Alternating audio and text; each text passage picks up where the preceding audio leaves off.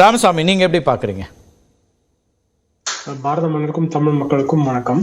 உங்க தலைப்புல இருந்தே நான் அந்த வார்த்தை பயன்பாடை திரும்பி எடுத்துக்கிறேன். இது வெறும் அரசியல் நாகரிகமா இல்ல தேர்தல் வியூகமா அப்படின்றதுல இன்னைக்கு திமுக தலைவர் இல்ல இது முதலமைச்சர் அவர்கள் இன்னைக்கு நாகரிகம் கருதி சொல்லுகிறார் அப்படின்னா 3 முறை நடந்திருக்கு.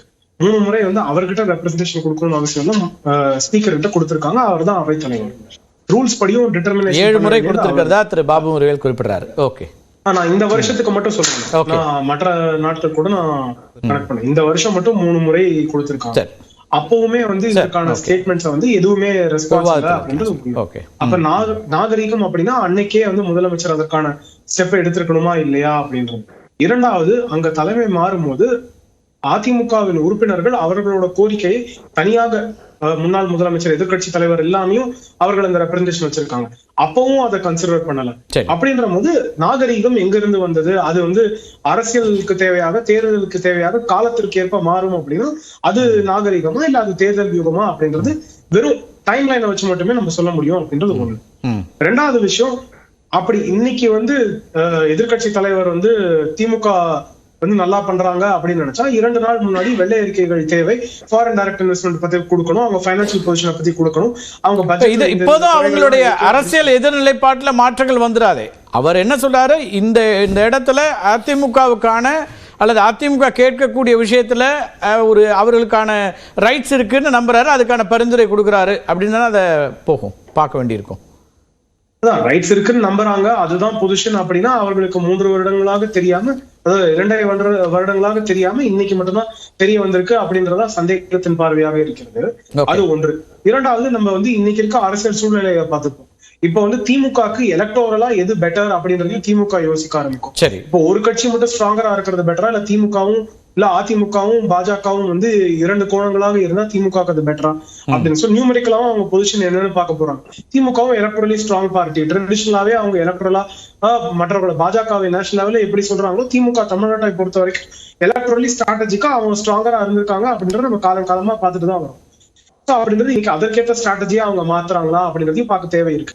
மக்களுக்கு என்ன தேவை, இல்ல இதுதான் நியாயம், இதுதான் தார்மீக பொறுப்பு இருக்கு அப்படின்னு அவங்க எடுக்கிற பொசிஷனா இருந்தா அவங்க அன்னைக்கு ஸ்பீக்கரோட ரியாக்ஷனுக்கும் என்ன மாதிரி இருந்திருக்கணும் ரெஸ்பான்ஸ் அப்படின்றது பார்க்க வேண்டிய தேவை இருக்கு. எல்லாமே எதிர்கட்சி துணைத் தலைவர் பொறுப்பு ஆர்பி உதயகுமாருக்கு அந்த இருக்கையை கொடுக்கறதுனால என்ன மாற்றம் வந்துடும்? அரசியல் ரீதியா எந்த கணக்கு மாறாது. திமுக வெர்சஸ் அதிமுக, அதுல என்ன மாற்றம் வந்துடும் நினைக்கிறீங்க?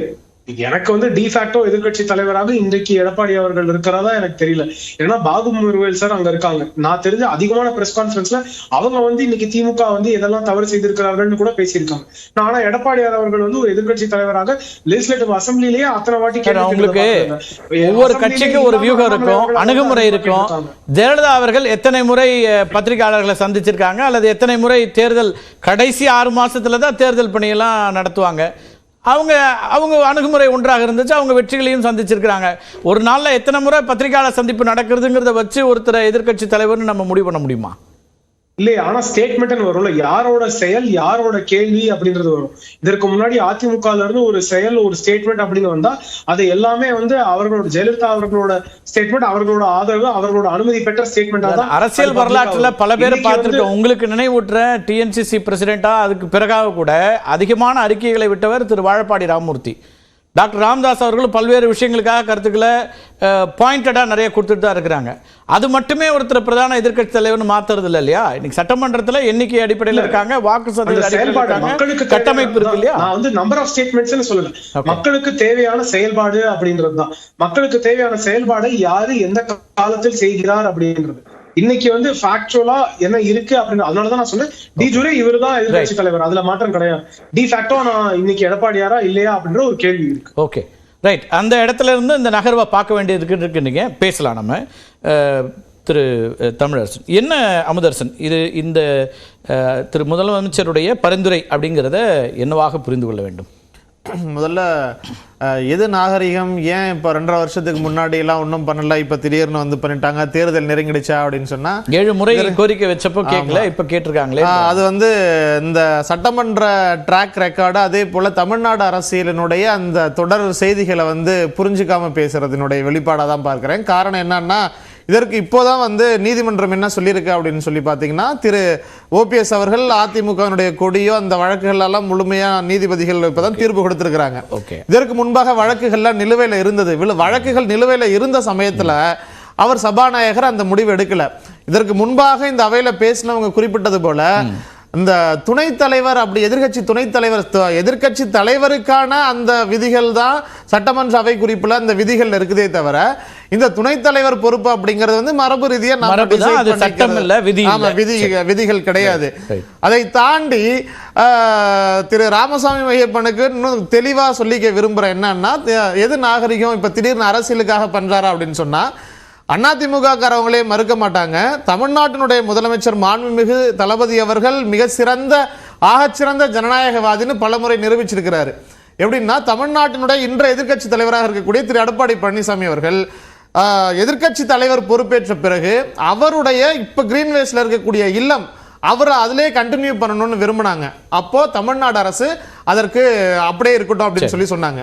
அதே போல திரு எடப்பாடி பழனிசாமி மறைந்த முதலமைச்சர் ஜெயலலிதா அவர்களுடைய படம் பொறித்த அந்த ஸ்கூல் பேக் அதை மாற்றணும் அப்படின்னா 24 கோடி ரூபாய் செலவாகும் அப்படின்றதுனால தமிழ்நாட்டுடைய முதலமைச்சர் அதை அனுமதிச்சாங்க. சட்டமன்றத்தினுடைய அந்த நுழைவாயில்ல எதிர்க்கட்சி தலைவர்களினுடைய படங்கள் அடங்கி அந்த விளம்பர இதை வச்சாங்க.